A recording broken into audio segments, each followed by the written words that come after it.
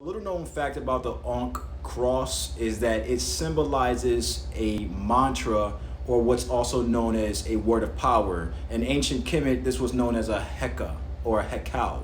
All right, so what this hekal or this word of power, what it is the discovery made by this African culture that God has principles and powers that as human beings who have divine spirits, we can access God's principles and God's power through sound.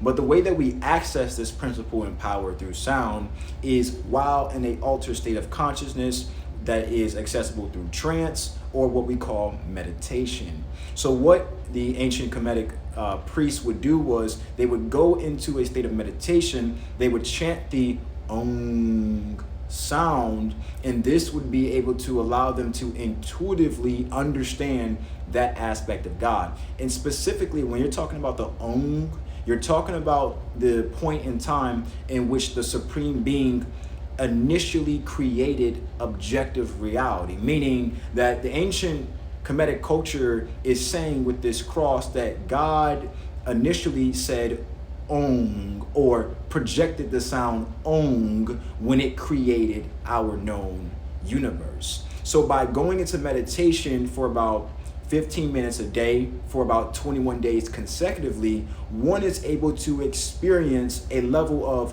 what they consider unity consciousness to be by doing this mantra or this heka. So the Ankh word ultimately came from the Ong sound.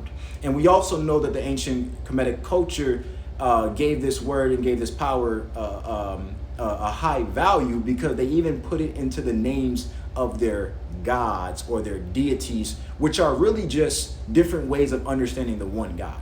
This is where you get the name Oset from, which the Greeks gave the name Isis. This is also where you get the name Osir from, which the Greeks gave the name Osiris. So in terms of understanding Kemetic culture, it's one thing to read a book. It's another thing to practice the language and the power for which they use to understand God.